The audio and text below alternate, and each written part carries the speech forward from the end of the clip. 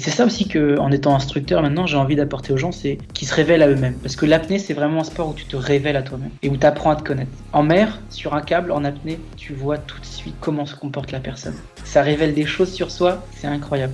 Les faux détendus, les faux calmes, les gros bourrins, tu vois tout.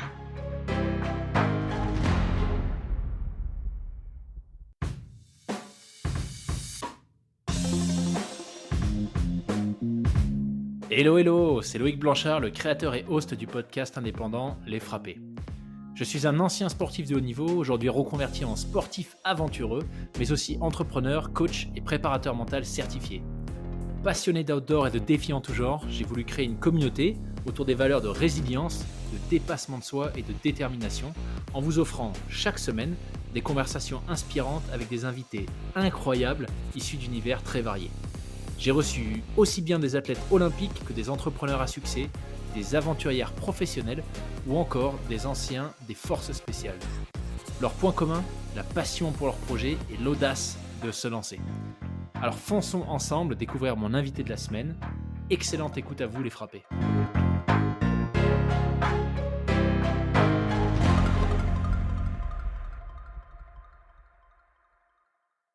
Eh bien écoute, bienvenue Julien sur le podcast. Merci Loïc en tout cas de m'avoir proposé de participer. C'est avec grand plaisir que je répondrai à tes questions. En tout cas, c'est génial que tu te sois libéré aussi rapidement. On a fait ça, franchement, on a été hyper efficace. Message le samedi ou dimanche, je ne sais même plus. Enregistrement le lundi, franchement, top. On ne pouvait pas mieux commencer. En tout cas, moi, je suis ravi que tu aies pu te libérer pour nous partager certaines de tes aventures et ton parcours en général, qui est juste complètement fou et hyper inspirant. Donc, ce que je te propose, c'est peut-être tout simplement de commencer par nous expliquer qui est Julien et à quoi est-ce que tu as dédié une bonne partie de ton temps et de ton énergie ces dernières années? Alors déjà, je m'appelle Julien Moreau. Je suis originaire d'un petit village en Bretagne qui s'appelle Cancale, c'est le pays des huîtres. Voilà, c'est un petit village où j'ai grandi tout seul dans une famille monoparentale élevée par ma mère. C'est un village qui est ouvert sur la mer. C'est un village aussi où, enfant, je me suis beaucoup ennuyé, donc j'ai dû apprendre à faire des activités tout seul. Et donc à partir de là, j'ai nourri en fait un peu des rêves dans ma tête.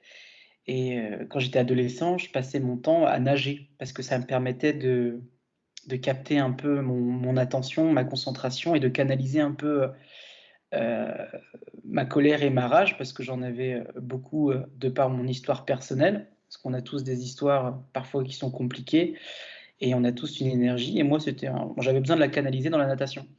Et donc, à partir de là, je m'étais mis à rêver à des projets, par exemple à la nage, de traverser des mers à la nage, parce qu'à l'époque, ça me paraissait impossible. J'étais bloqué dans mon petit bassin. Et donc voilà, déjà, j'avais dans la tête des idées de projets à la nage, parce que je trouvais ça très, très dur. Et puis, j'ai fait mon lycée à Saint-Malo. Saint-Malo, Intramuros, la route du Rhum, les skippers, les copains, l'internat, la classe voile. Ça m'a ouvert le monde aussi sur l'aventure, sur l'exploration. J'ai travaillé pour des skippers qui ont fait aussi le Vendée Globe. Donc ça faisait rêver. Et puis après, j'ai fait des études. Ça a été un peu compliqué, hein. Moi, j'ai redoublé mon CP parce que je savais pas lire et écrire. J'ai redoublé ma seconde parce que je voulais avoir 6 mois de vacances. Parce que j'avais une moyenne assez catastrophique et que c'était assez compliqué pour moi de suivre. Donc j'ai fait des études dans le commerce parce que j'aime beaucoup la relation humaine et c'est ça qui m'atterrissait. Et puis dans l'entrepreneuriat, créer, moi j'ai toujours su que je travaillerais pour moi-même et je ne travaillerais pas pour une entreprise. Ou en tout cas, si je travaille pour quelqu'un, je travaille pour quelqu'un qui m'inspire énormément et quelqu'un pour qui j'ai un respect énorme et pour qui je peux donner mon temps de vie, mon intellect pour réaliser quelque chose qui a du sens pour moi. Donc j'ai fait un IUT Tech Deco, donc technique de commercialisation en option entrepreneuriat pour savoir créer. Et déjà là, je me lançais dans des aventures entrepreneuriales parce que moi j'aimais faire la fête. Donc j'avais créé mon statut d'auto-entrepreneur et j'organisais des gros stuff en boîte de nuit. D'ailleurs, je me suis fait un peu détester pour ça parce que je concurrençais le BDE. Et j'étais meilleur, enfin, c'est un peu vantaire de dire ça, mais d'après les responsables de boîtes de nuit, j'étais plus sérieux que les BDE. Du coup, j'avais récupéré plein de dates. Et je faisais mon argent comme ça, quoi. Je travaillais pas l'été, en fait, j'organisais des soirées et je faisais de l'argent. Et donc tu vois, il y avait déjà cette énergie de créer, d'entreprendre, de faire face, parce que c'était pas facile. Et puis après, l'envie de voir autre chose, l'envie de s'ouvrir au monde, donc Erasmus, pour maîtriser les langues. Donc j'ai fait un Erasmus au-dessus du cercle polaire en Norvège. Donc autant te dire que je n'ai pas supporté la nuit polaire, insupportable. À 12h30, 13h, il fait nuit, il faisait froid, la vie est extrêmement chère. Euh, T'étais où en Suède exactement? en Norvège, j'étais à Ah, en Harstad. Norvège, pardon. Ah, ok. C'est à 150 km au-dessus du cercle polaire. Par contre, bon, aurore boréale, la lune rousse, euh, le système éducatif norvégien est très intelligent, c'est très bien fait. On avait des cours de maximum 45 minutes. J'ai jamais eu des cours qui passaient aussi vite et où mon cerveau imprimait les informations. Et puis c'était international, hein, j'ai toujours été dans un contexte international. On était avec des Russes, des Anglais, des gens du Gabon, du Togo, enfin il y avait toute nationalité. Et puis après, je suis parti en Angleterre pour le deuxième semestre à Birmingham. Et c'était bien sympa. On a bu beaucoup de bière, beaucoup de Guinness. Et ensuite, bah, j'avais envie d'avoir un master pour prendre ma revanche un peu sur ma scolarité qui au début était chaotique. D'avoir un bac plus 5, déjà pour moi, c'était mon aventure de réussir mes études, d'atteindre le niveau maximum et d'atteindre le niveau maximum dans ma famille. D'être le plus diplômé dans ma famille aussi, ça avait du sens pour moi. Donc j'ai fait une école de management, je suis parti à l'EM Normandie et je me suis spécialisé dans l'event. Moi, c'était International Events Management parce que je voulais toujours être dans l'événementiel, dans l'international. Et ça a été extraordinaire. C'était vraiment, vraiment une bonne école, quoi. Et à partir de ça, j'ai été amené à voyager en Inde parce que j'avais pris la présidence d'une association humanitaire qui s'appelait Soleil Indien, qui consistait à apporter l'éducation en Inde et donc à construire des salles de classe à côté de Pondichéry, dans les montagnes. Et, et l'Inde, ça a été un révélateur, ça a été mon voyage initiatique, parce que déjà j'étais énormément attiré par ce pays, par l'histoire de Gandhi. Gandhi qui m'a énormément inspiré depuis tout petit, parce que ma maman m'avait offert une bande dessinée sur l'histoire de Gandhi et je trouvais ça incroyable, l'idée d'un homme qui renverse la colonisation via des actions non violentes. C'était extrêmement inspirant pour moi. Et donc, je m'étais dit, bah, je ferais un peu comme Gandhi, je ferais ma part. Donc là-bas, on a construit l'école. Et puis après, je lisais des livres d'aventure. Sylvain Tesson, Alexandre Poussin, Mike Horn, tous ces grands noms du monde de l'aventure m'ont amené à dire au revoir au groupe, à faire mon sac à dos. Et après la lecture de 5000 km à travers l'Himalaya de Sylvain Tesson et Alexandre Poussin, je me suis dit, tiens, je pars tout seul dans l'Himalaya à, à Leh, L-E-H, qui est dans le Ladakh, qui est tout au nord de l'Inde, donc dans la chaîne himalayenne. Et là, je suis parti dans un délire de faire l'ascension du Stok Kangri, une montagne à 6153 mètres d'altitude, donc c'est bien plus haut que le Mont Blanc. Et en allant sur place, je rencontre un Allemand qui me raconte l'avoir fait tout seul. Moi, je connais rien à la montagne, hein. Je suis un gars de Cancale, je connais rien à la montagne. Et sur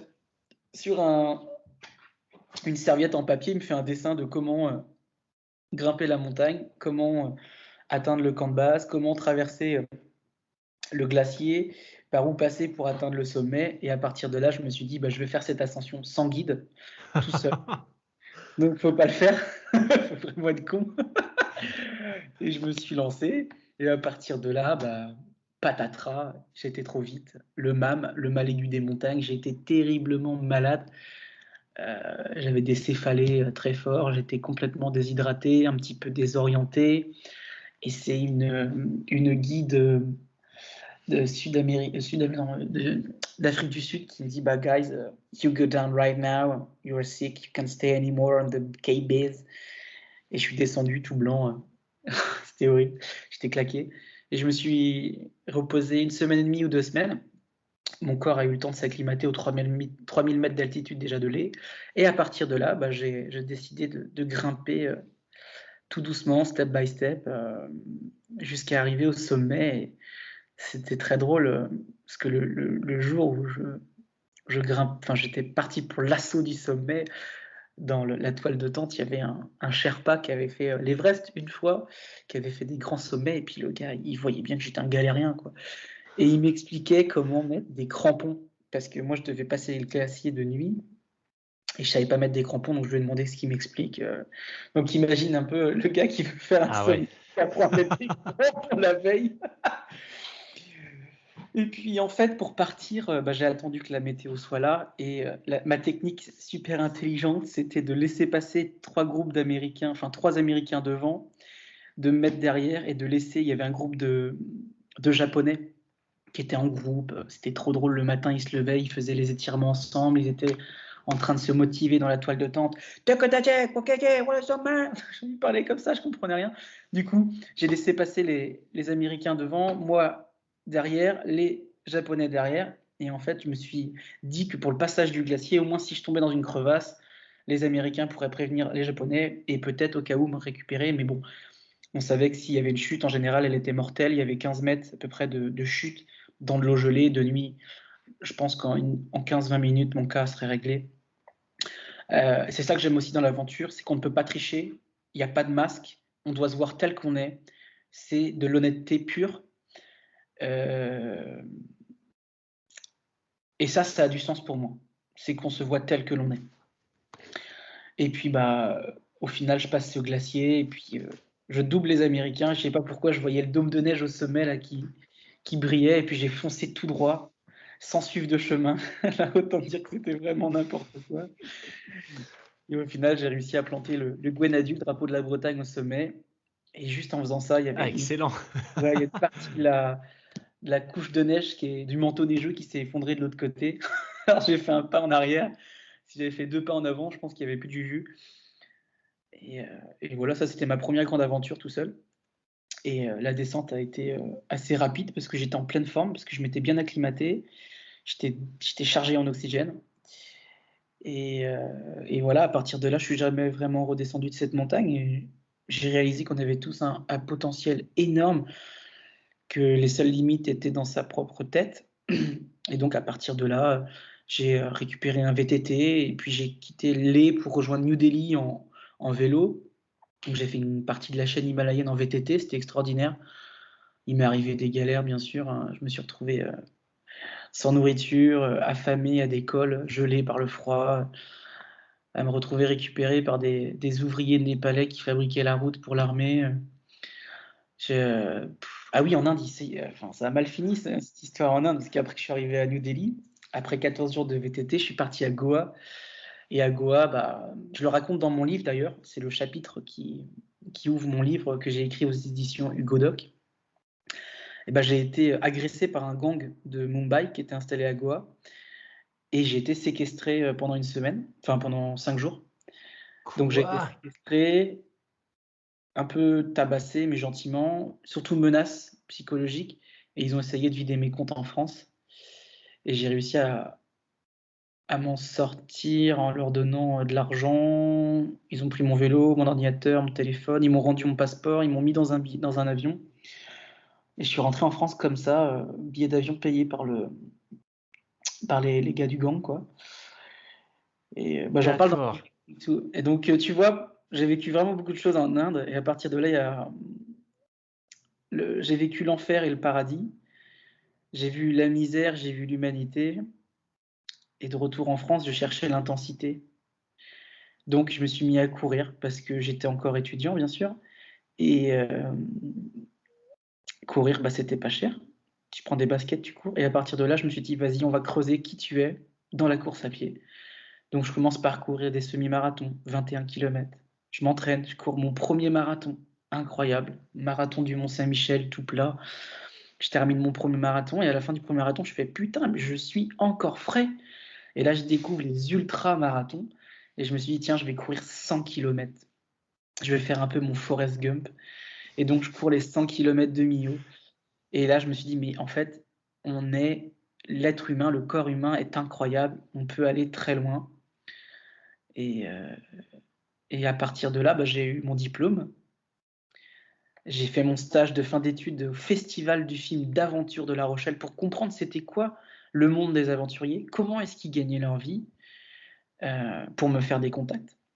Donc je suis allé au stage, au festival pour prendre tous les contacts en fait. Et ça m'a été très utile par la suite. Et à partir de là, j'ai rendu mon appartement que j'avais à La Rochelle. Je suis rentré chez ma mère à 26 ou 27 ans. Je suis rentré dans ma chambre d'enfant.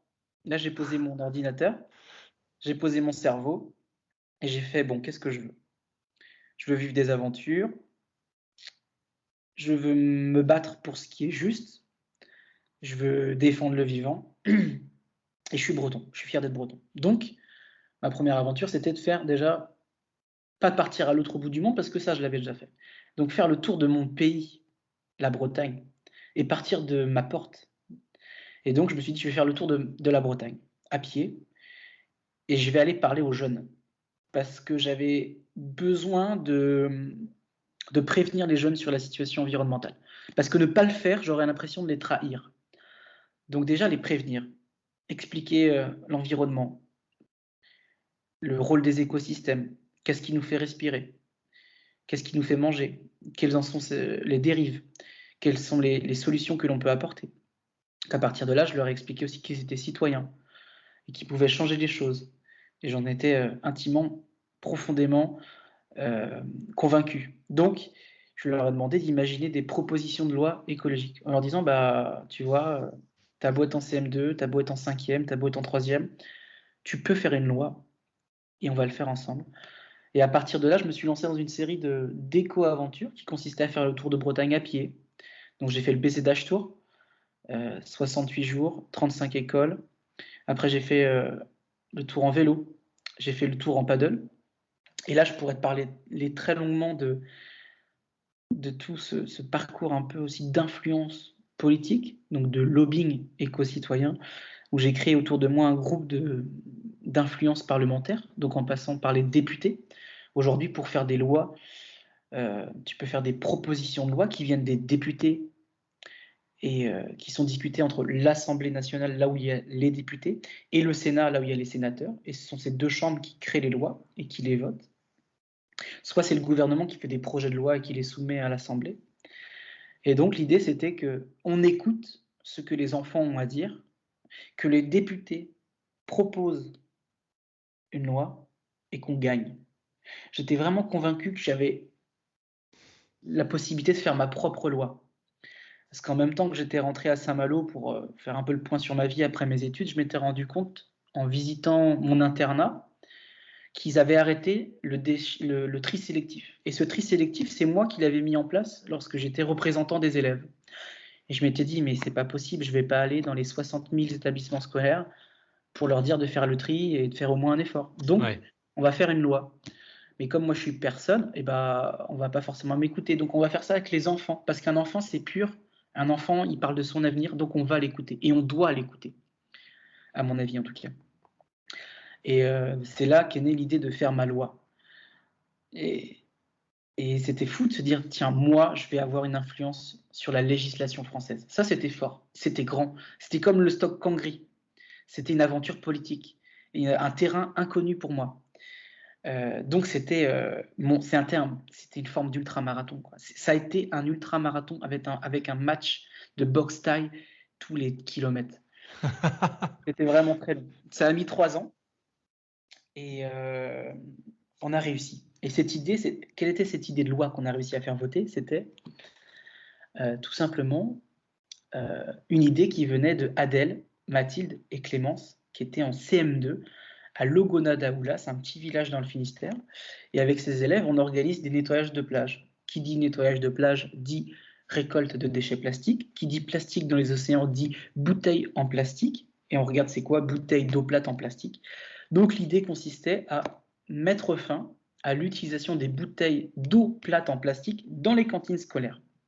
Et tout simplement utiliser l'eau du robinet lorsque l'Agence régionale de santé établit que l'eau du robinet est propre à la consommation. Et là, ça a été toute une aventure parce qu'on a fait face à des gens qui étaient contre. Parce que si tu vends moins de bouteilles, tu fais moins d'argent. Donc potentiellement, tu détruis des emplois. Donc à l'Assemblée, on a réussi à le présenter 2 ans après, en 2018. Et donc c'est quelqu'un de La République En Marche qui l'a présenté. Et c'était Mathieu Orphelin, l'ancien porte-parole de la Fondation pour la Nature et l'Homme. Et il présente cette idée, avis défavorable du gouvernement, par le ministre Stéphane Travert, ministre de l'Agriculture, dit avis défavorable. Ok. Il explique que cette législation ne doit pas s'appliquer en France, que ça doit être au niveau européen, blablabla. Bla, bla, bla. Donc logiquement, la majorité aurait dû suivre là. Avis défavorable du gouvernement, La République En Marche doit suivre. Et bah incroyable, ils ont dit fuck, ils ont dit on s'en fout en fait de ce que tu dis, Stéphane. Ils ont voté pour. Et ça, c'était déjà. Alors déjà, la première victoire, c'est qu'on présente notre amendement, parce que c'était un amendement d'appel, c'est-à-dire que c'était un rajout au texte de loi sur la loi Egalim 2018. Avis défavorable, ils votent pour, ça part au Sénat, amendement de suppression, ils le dégagent. Alors là, je peux t'assurer que j'étais en PLS, j'avais envie de pleurer. Ça repart à l'Assemblée, ils le réintègrent. Ça part en CMP, commission mixte paritaire, c'est la dernière étape lorsqu'il y a un texte de loi qui est débattu dans les assemblées. Et là, il s'est adopté parce qu'on avait une des députées qu'on avait convaincue qui était présente. Je peux t'assurer que j'ai passé des heures au téléphone, j'ai passé des heures à faire des mails, j'ai eu des stagiaires et on a réussi vraiment à influencer pas mal de monde. Et là, il y avait des gens qui n'étaient pas d'accord.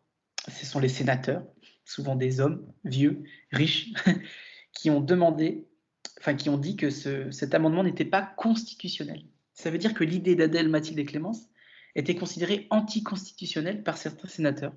Et donc, l'amendement est parti devant le Conseil constitutionnel. Tu te rends compte? Ah ouais, carrément. Et le Conseil constitutionnel a validé notre amendement. Donc ça veut dire juste pour dire, ça serait cool d'arrêter les bouteilles d'eau plate en plastique dans les cantines scolaires et qu'on prenne l'eau du robinet.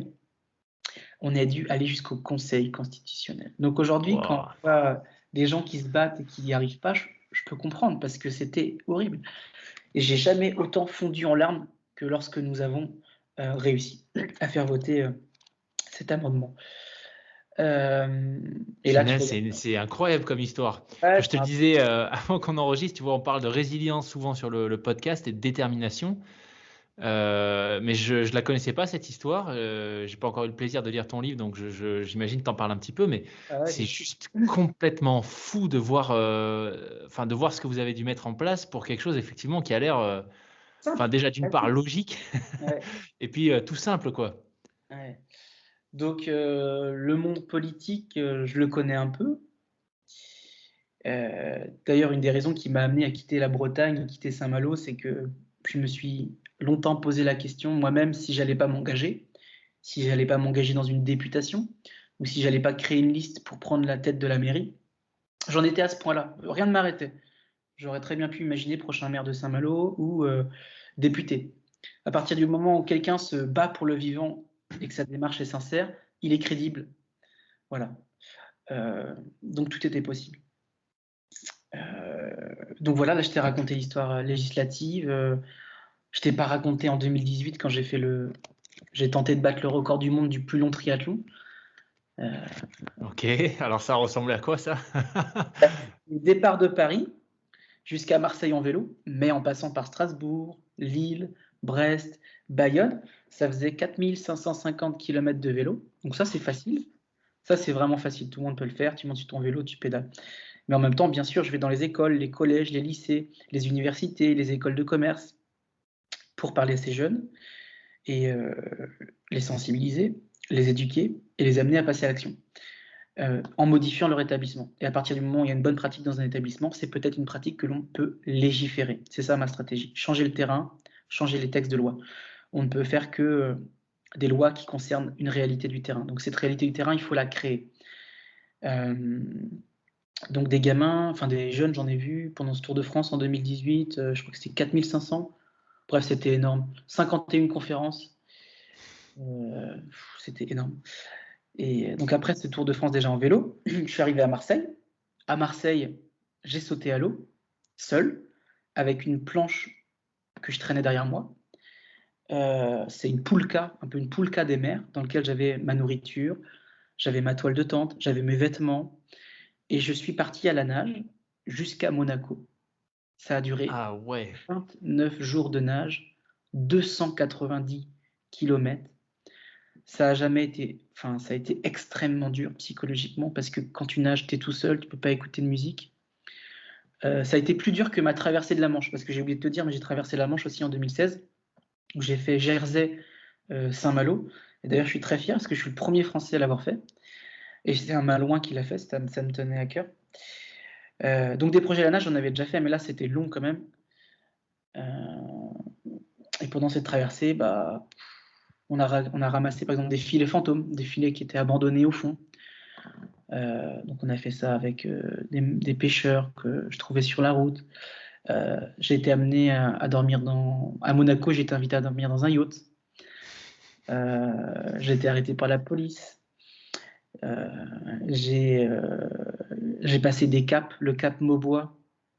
C'est des calanques où il y avait un courant, un contre-courant, et je nageais et j'ai avancé peut-être 40 cm par 40 cm. Je me suis effondré en larmes, ça m'a épuisé, ça m'a tout pris. J'ai été quand même un petit peu accompagné. J'ai été accompagné par les filles de We Ocean Ouais. qui faisaient un documentaire sur la Méditerranée et les gens qui essaient de la protéger.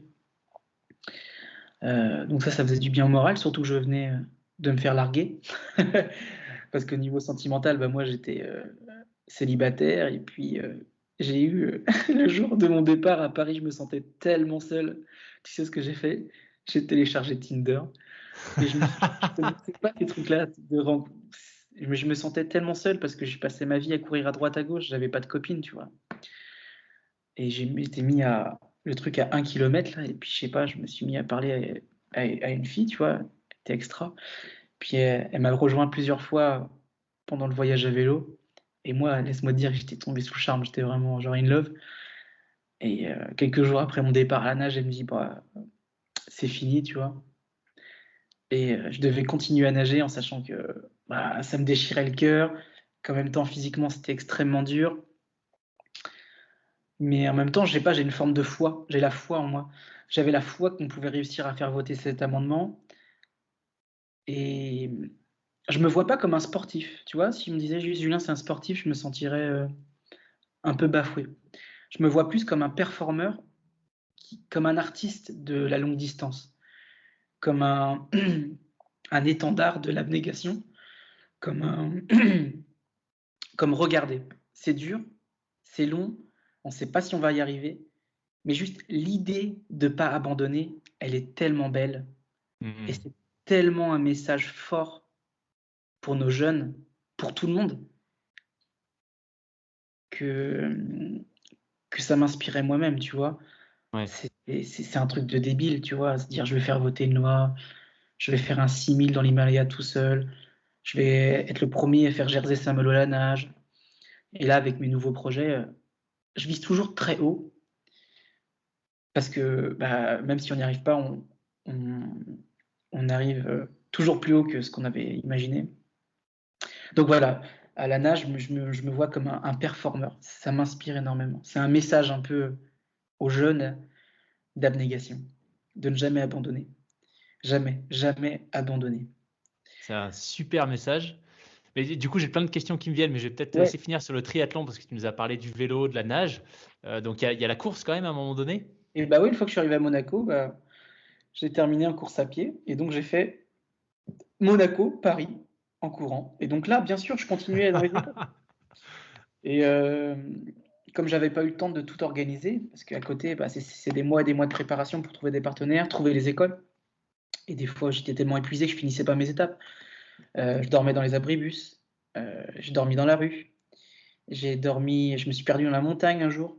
J'ai passé une nuit comme un. J'avais rien en plus, j'avais tout enlevé. J'avais enlevé ma toile de tente, j'avais enlevé tout pour être le plus léger possible. Euh, Et puis ça a fini en beauté à Paris avec mon partenaire ISTA, BWT. Et on était une cinquantaine à courir. Et voilà, je venais de réaliser un truc complètement fou. Enfin, les journalistes disent toujours le défi fou de Julien Moreau, mais Ouais, je pense qu'un triathlon à travers la France, on peut y 160 attacher 150, vas-y, dis. 161 jours sur la route. 161 jours. Ouais, Punaise, ouais, c'est 51 énorme. conférences, 4000 ou 4500 élèves rencontrés, un amendement voté, des rencontres avec des députés. J'ai dormi aussi chez des députés. Par exemple, la députée de Bayonne, j'ai dormi chez elle et je lui montrais les vidéos des poussins broyés. Je lui dis, mais regarde les poussins broyés. Toi, t'es député. Pourquoi demain tu proposes pas un amendement qui mette fin au broyage des poussins? Et elle voulait pas regarder la vidéo. Et moi, je considère que c'était mon devoir de ces gens d'aller chez eux, d'aller parler à leur cœur. Tu vois, il y a plein d'activistes, avec les politiques, ils attaquent frontalement. Mais ça marche pas. Il faut aller prendre leur cœur. Et c'est ce que j'essaie de faire en parlant aux enfants. Tu arrives à prendre le cœur d'un enfant, et ben, il va venir dans la famille et il va parler dans sa famille et peut-être qu'on va influencer les choses. Donc ça peut être un peu naïf dit comme ça, mais c'était ma manière de faire les choses, en tout cas à l'époque, parce qu'aujourd'hui c'est moins comme ça. Donc voilà, et puis après ce Tour de France, j'ai voulu faire un Tour de France en catamaran. Je voulais voir si j'étais un marin, donc j'ai un catamaran de sport que j'ai mis aux couleurs du projet qui était mon école écologique, parce que l'objectif quand même dans le terrain et dans la législation, c'est de créer des écoles écologiques, de créer des écoles qui réfléchissent à la gestion de l'eau, des déchets, leur alimentation, euh, et tous ces sujets importants.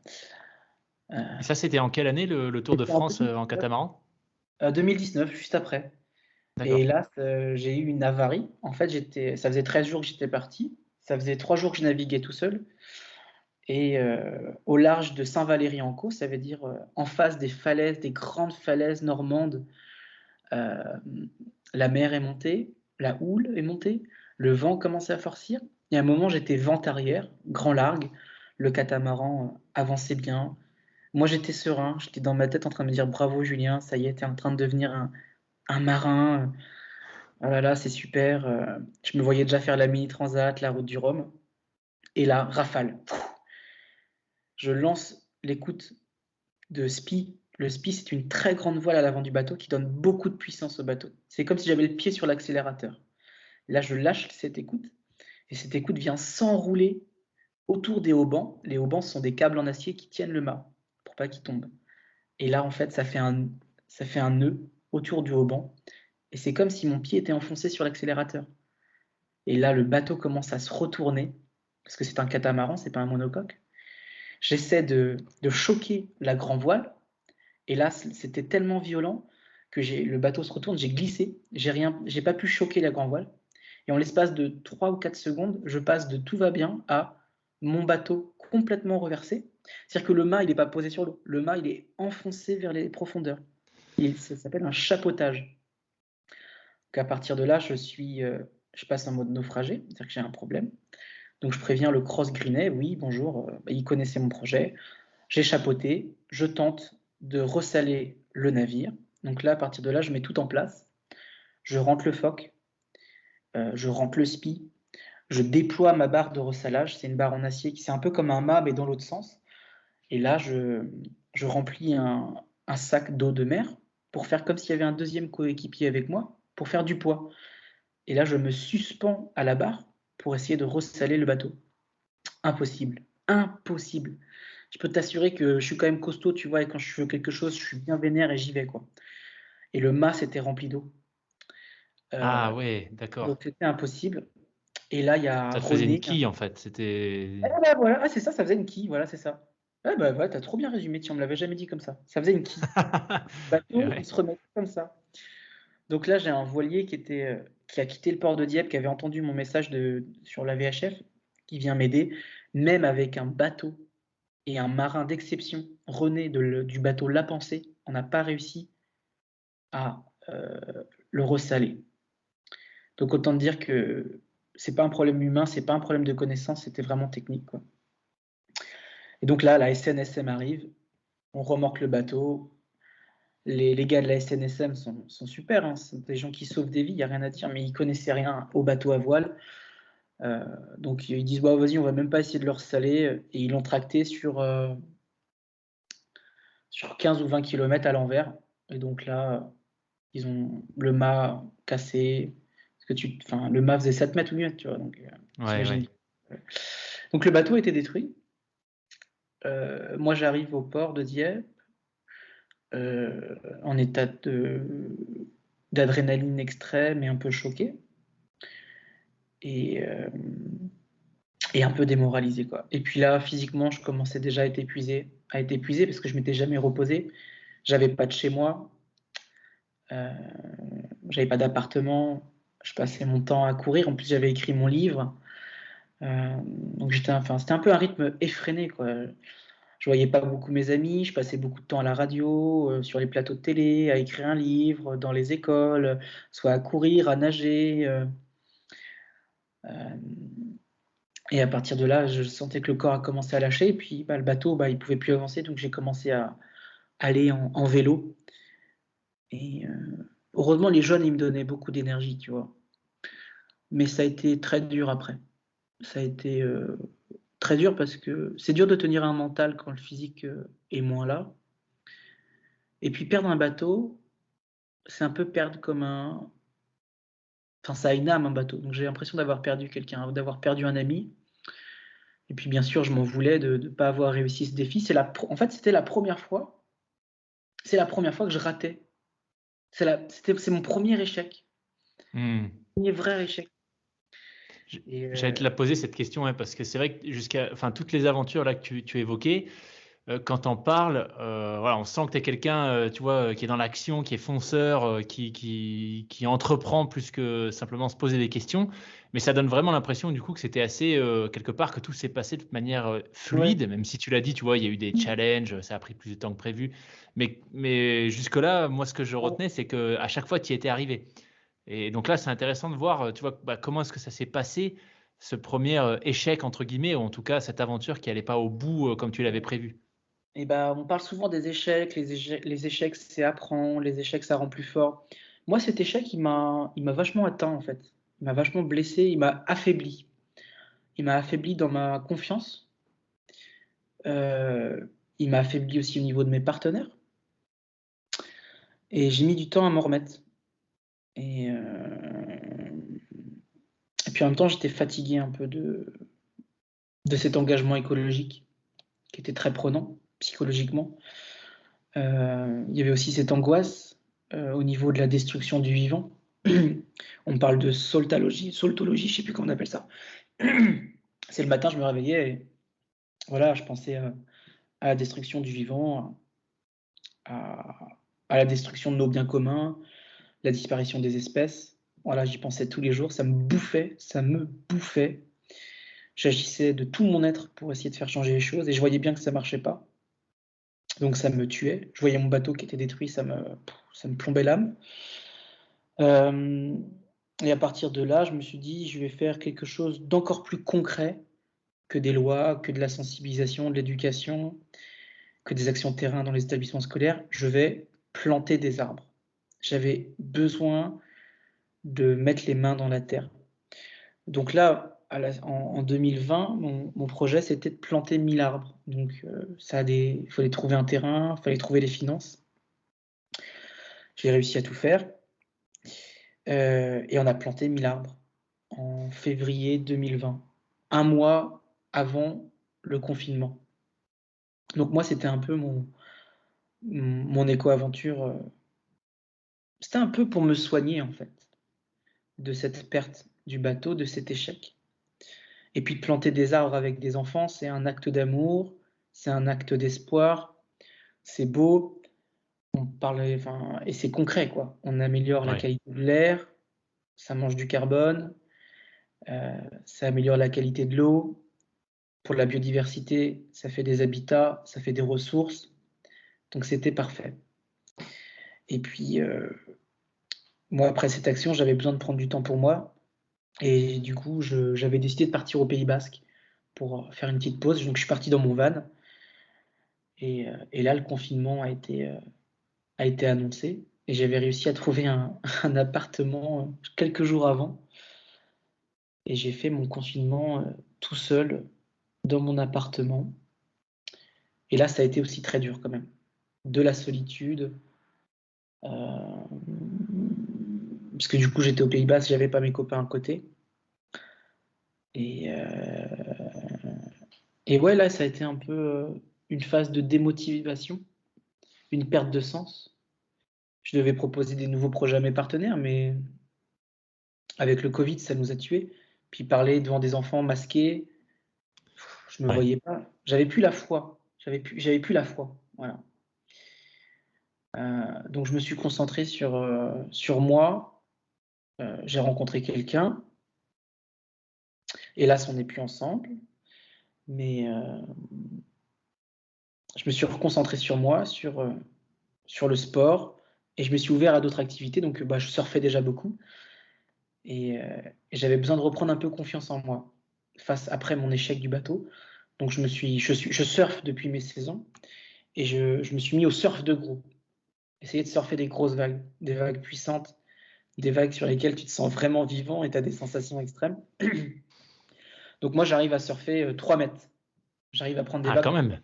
Ouais, voilà, bon, les basques surfeurs, ça les fait rire, mais c'est pas énorme. Mais par contre, je me suis entraîné à Athlete Factory dans les Landes, où ils font de l'apnée dynamique pour les surfeurs, pour survivre dans les grosses vagues. Et il y a une session où je suis allé, il y avait 5 mètres de vagues. J'ai pas réussi à partir parce que ça me faisait extrêmement peur. Quand tu es à 5 mètres, quand tu es en train de partir sur une vague qui fait 5 mètres de haut, waouh, waouh, waouh, waouh, waouh, waouh. Laisse-moi te dire que c'est ultra impressionnant. J'ai pas osé partir. Et laisse-moi te dire que je suis pas parti, mais j'ai pris la série derrière sur la tête. Donc j'ai pris des vagues de 5 mètres sur la tête. Et ça s'est bien passé parce que je m'étais entraîné, parce que j'avais un gilet d'impact, un gilet de flottaison qui me fait remonter à la surface. Et Et qu'est-ce que c'est l'apnée dynamique alors? tu fais des séances d'apnée, mais en nageant, sous l'eau, sur l'eau, en faisant monter le BPM pour simuler des chutes dans les vagues. Ok. Parce que tu Où tu vois, il y a des pourrais vagues. rester du coup sous l'eau dans des rouleaux assez longtemps, quoi. Voilà, c'est ça. Et donc, moi j'ai kiffé, tu vois, mais je peux t'assurer que c'est tellement impressionnant. Des vagues de 5 mètres qui t'arrivent sur la tête. Et c'est ça que j'aime bien. On retourne dans l'aventure parce qu'on ne peut pas mentir. On ne peut pas tricher quand tu es tout seul dans l'eau et qu'il y a une vague de 5 mètres, et puis qu'il y a deux, puis il y a 3 vagues qui arrivent. Et c'est ça que j'aime dans l'aventure. C'est l'honnêteté. C'est la sincérité. Et puis tu apprends à te connaître. Et donc j'ai jamais réussi à prendre une vague de 4 ou 5 mètres, juste du 3. Et encore, je m'étais fait pulvériser. Mais ça a permis de reprendre un peu confiance en moi, en tout cas dans ma relation à l'océan. J'avais un peu le sentiment complètement, enfin, que l'océan m'avait trahi, tu vois. Je me disais, tiens, Hmm. je me bats pour te protéger et tu m'as trahi. Et là, je renouais avec lui. Et l'océan m'a soigné, tu vois, au contact en surfant, que ce soit des grosses vagues ou juste des sessions en longboard à la côte des Basques, même des sessions de nuit que j'ai fait à la Fitenia avec un ami. Voilà, c'était la manière de me soigner. Et à force de faire du surf et faire des entraînements d'apnée, je me suis rendu compte que j'adorais l'apnée. Et j'en fais aussi depuis longtemps. Et pendant des vacances en Espagne, à la Costa Brava, j'ai remis un monopalme parce que quand j'étais adolescent, je faisais beaucoup de natation et je faisais aussi de la nage avec palme. Ma spécialité, c'était le 50 mètres en apnée en sprint. Et d'ailleurs, j'avais participé au championnat de France 2006. J'étais un tout gamin. Et là, je m'amusais avec ma monopale à descendre donc en Espagne en profondeur. Je sais pas, j'étais peut-être à 10, 15 mètres. Et là, je fais, mais Julien, mais c'est une évidence. En fait, ton film préféré, c'est quoi? C'est Le Grand Bleu. Tu sais nager. T'adores être dans l'eau. Donc tu nages.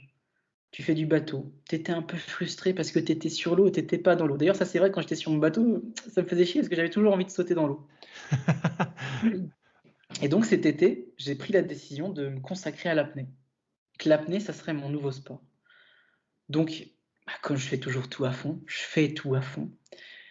Je rentre de vacances je vais à Hendaye, à Planète Océan, et là, je passe mes niveaux de PADI freediver, tu vois. Donc, première plongée, je vais à 20 mètres et ainsi de suite. Je vais à 25, je vais à 30 mètres, je passe les niveaux, j'apprends à sauver les gens en profondeur.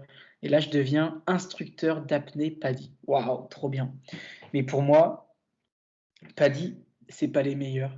Il faut que je devienne instructeur AIDA. AIDA, c'est l'Association internationale de développement de l'apnée. C'est une référence dans le monde de l'apnée. Ça a été créé par des Français, mais maintenant, c'est une référence mondiale. Et puis, un instructeur d'apnée AIDA, il descend à 40 mètres. Et t'imagines, 40 mètres, ça me paraissait Ouais. énorme. Et moi, je descendais qu'à 32 mètres déjà à Hendaye. Donc, je pars en Méditerranée. Je rejoins l'école Abyss Garden.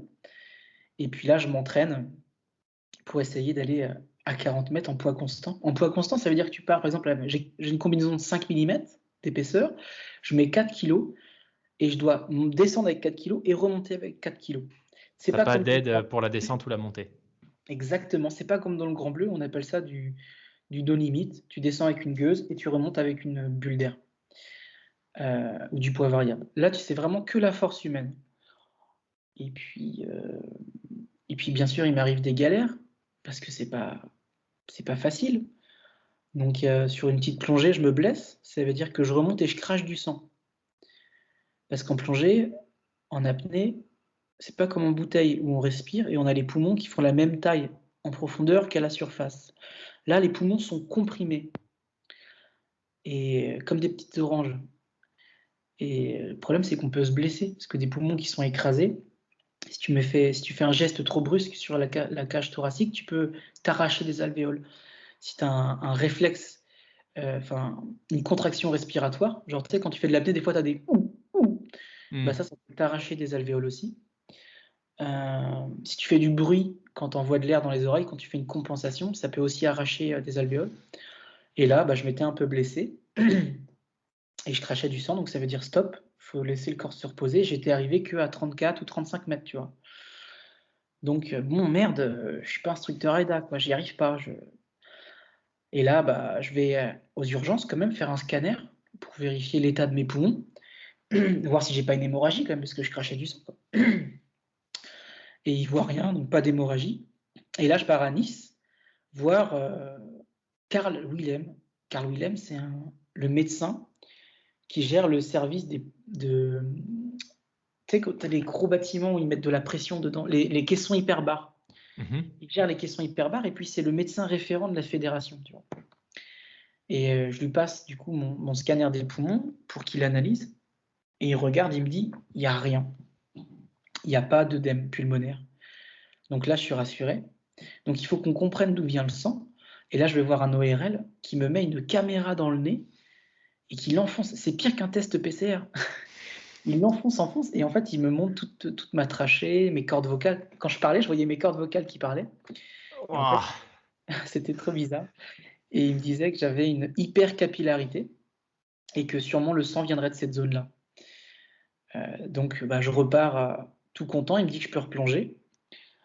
Et là, j'observais un peu les vidéos, comment font les champions pour aller profond. Et moi, à l'époque, je plongeais avec un masque. Donc, je me dis, j'enlève mon masque et je prends juste un pince-nez.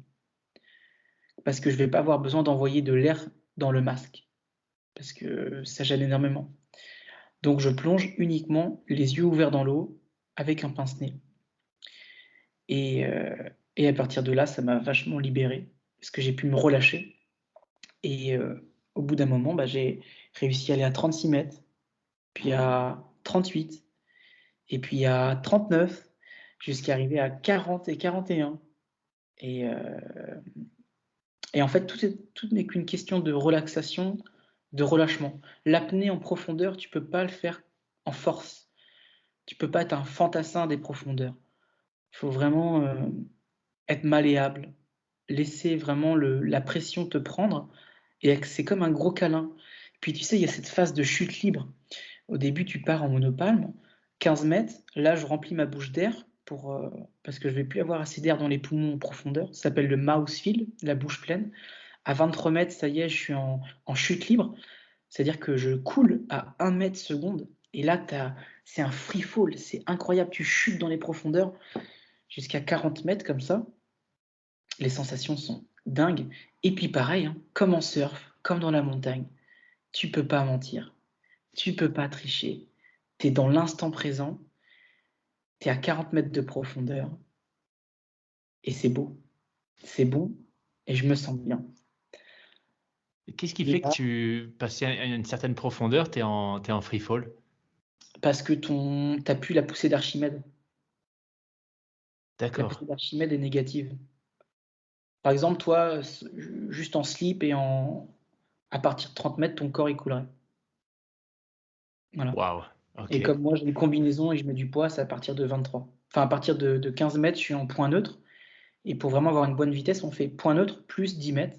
Enfin, plus à peu près 10 mètres. Donc moi, à partir de 23 mètres, j'ai une alarme. J'ai une montre, en fait, qui indique ma profondeur. Et cette montre, je la mets dans ma combinaison et je la mets derrière ma nuque. Et il y a une alarme. Donc ça fait bip, 15 mètres, je remplis ma bouche. Bip, 23 mètres, j'enlève mes bras devant ma tête. Et là, je me laisse couler. Et j'ai plus qu'à gérer ma compensation. Donc envoyer de l'air dans les trompes d'Eustache, dans l'oreille moyenne, pour que les tympans n'implosent pas. Sinon, les tympans, ils sont écrasés par le poids de l'eau et ils pourraient imploser. Et là, ce serait une douleur extrême et une blessure grave. Et puis, tu me connais, je suis un peu ambitieux, tout ça. Donc, moi, l'hiver, c'est une période qui me déprime. J'ai réussi à devenir instructeur PADI, j'ai réussi à devenir instructeur AIDA. Super. Mais c'est pas assez pour moi. C'est pas assez. Donc, qu'est-ce que je fais?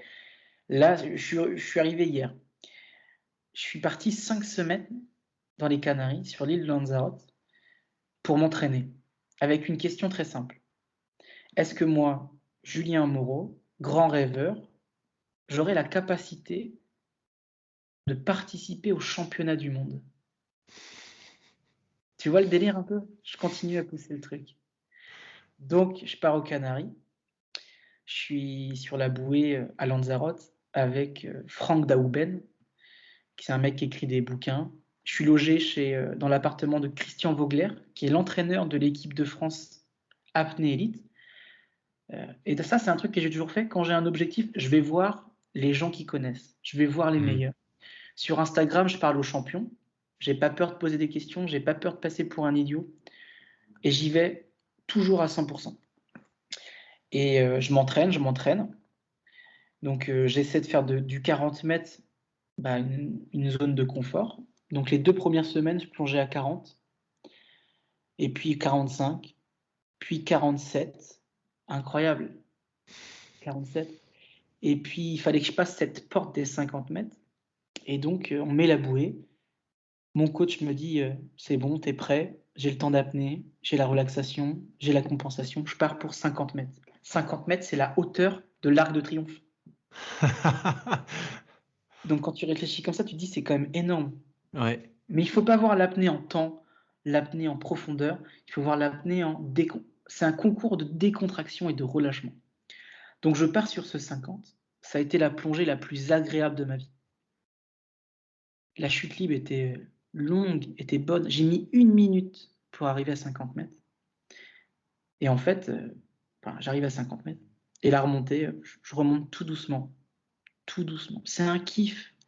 C'est un voyage dans l'élément premier, dans la mer. Et en profondeur, je me sens bien. Je me sens un peu en sécurité. Là où naturellement, tu te dis, putain, mais mec, c'est pas ta place, tu dois remonter. Je prends un kiff total. J'arrive à la bouée. Respiration de récupération. I am OK. Tout va bien. Je regarde la montre. Le câble, en fait, s'était étendu. Et j'étais pas à 50. Je me suis retrouvé à 52,2 mètres. Donc j'étais à 52 mètres de profondeur. Donc c'est-à-dire que j'étais à 6,2 bars de pression. Voilà. Je suis trop content, on fait des photos avec le coach. J'ai réussi à passer les 50 mètres. Ça n'a jamais été aussi facile de ma vie. Hein. Et là, je sais Incroyable. que. Donc, et les sélections pour participer au championnat du monde AIDA, c'est 70 mètres. Ça veut dire qu'aujourd'hui, je suis à 18 mètres d'une éventuelle sélection pour les championnats du monde.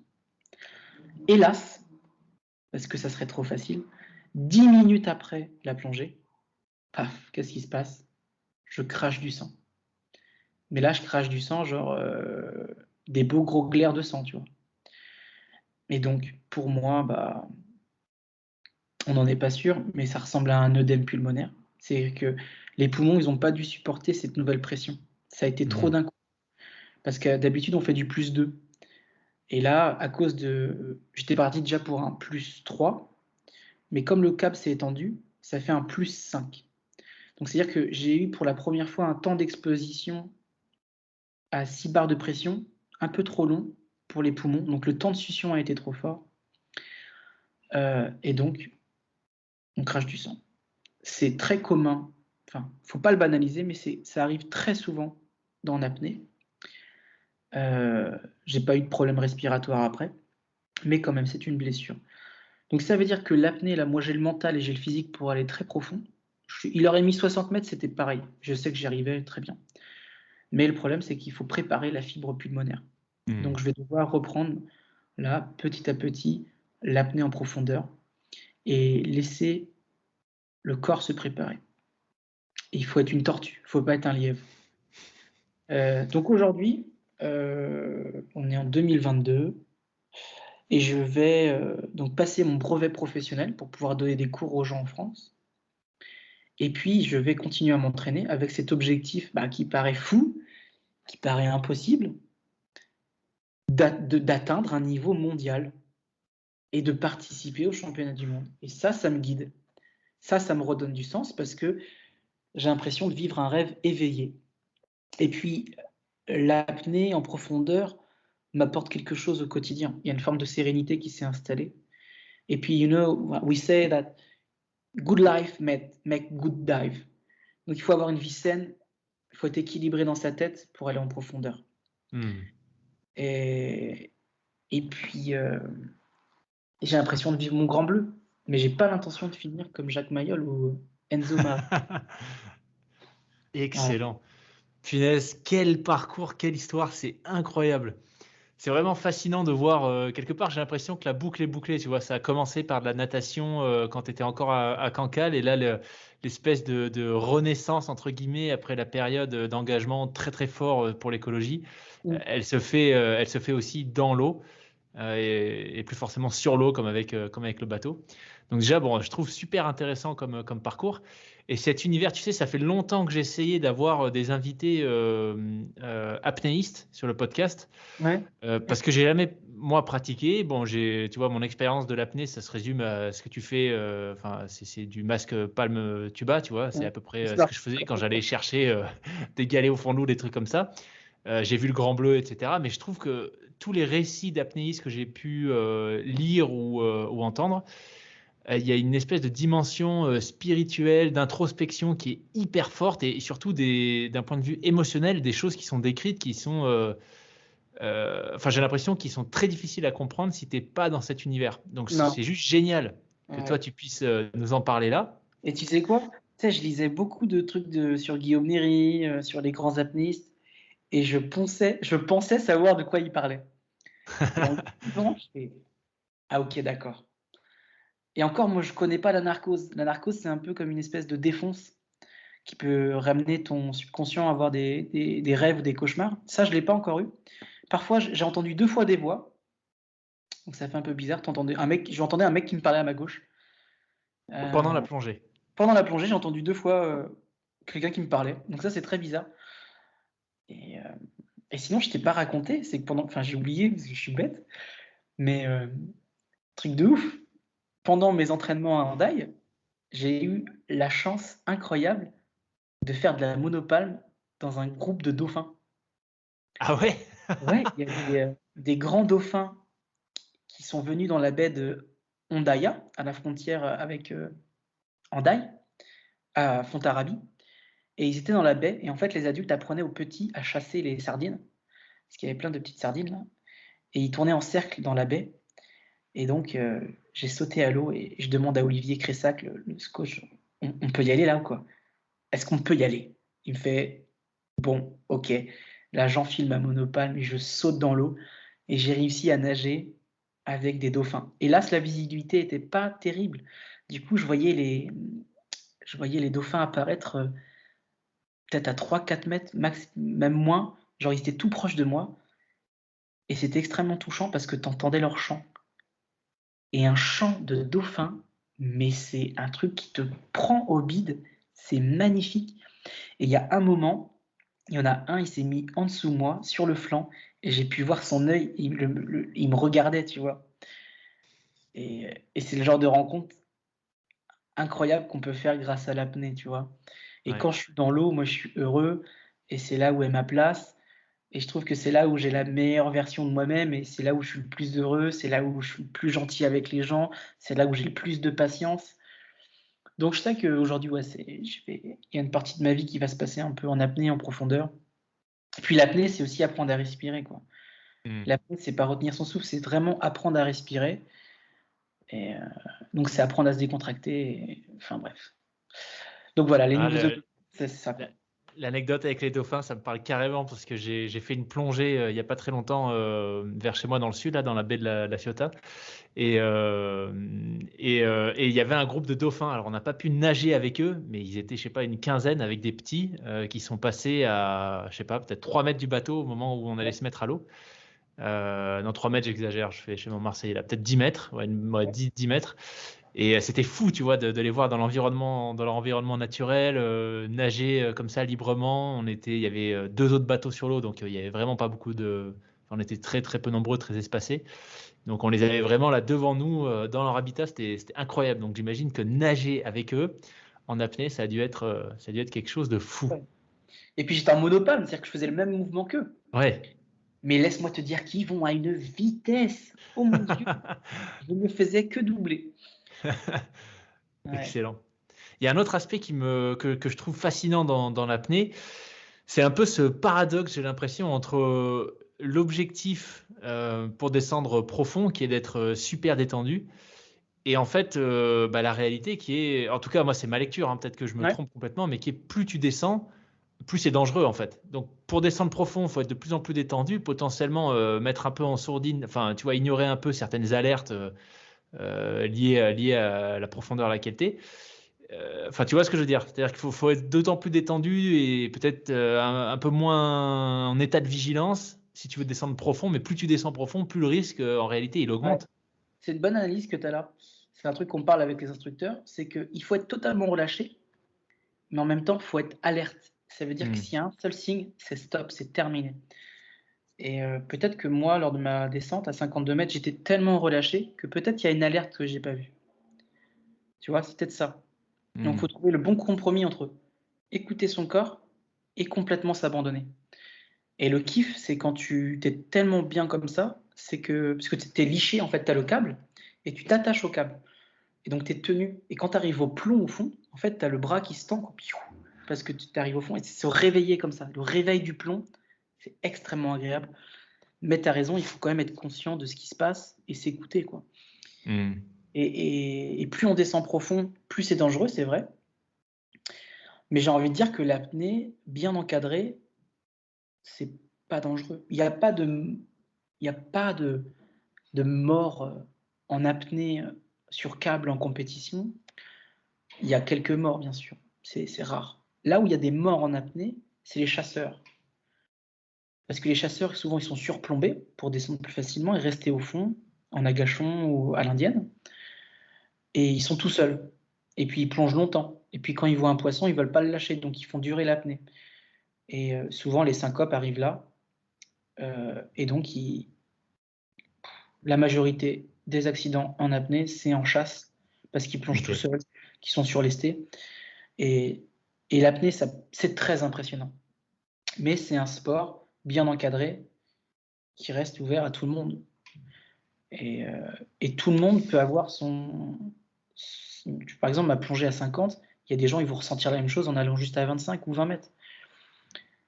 Et c'est ça aussi qu'en étant instructeur maintenant, j'ai envie d'apporter aux gens, c'est qu'ils se révèlent à eux-mêmes. Parce que l'apnée, c'est vraiment un sport où tu te révèles à toi-même et où tu apprends à te connaître.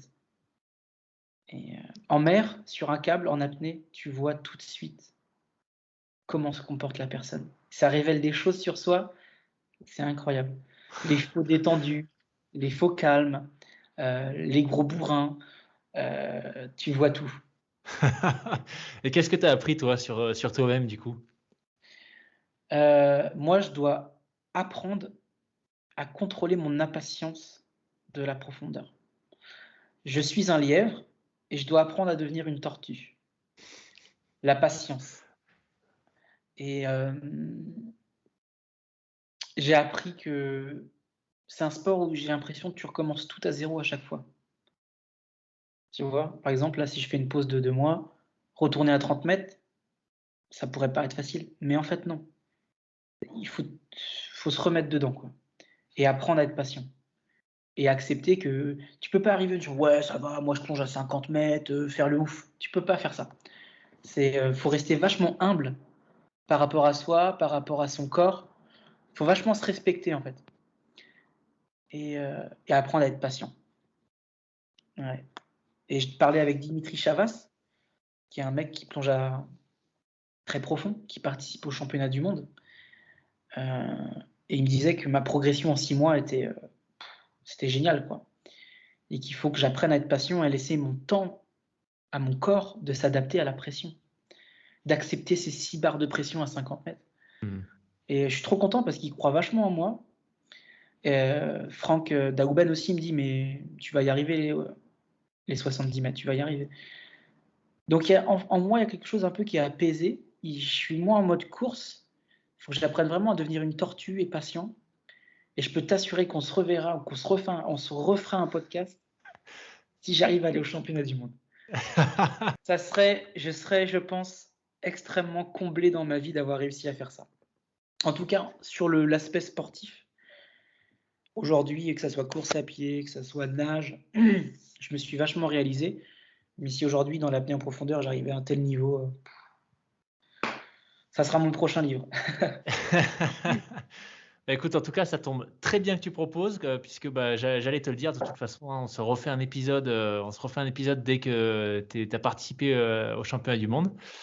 Mais écoute, ouais, vraiment, franchement, un grand, grand, grand merci pour tout ce que tu as bien voulu partager sur ton parcours, ce que tu nous as révélé sur le monde de l'apnée. Je te dis, moi, ça faisait longtemps que j'attendais des témoignages de gens qui pratiquent, parce que je trouve cet univers fascinant. Je crois que tu m'as peut-être convaincu de tenter Alors, cet été. Tu il vois. faut que tu viennes on ira plonger ensemble à la Ciotat.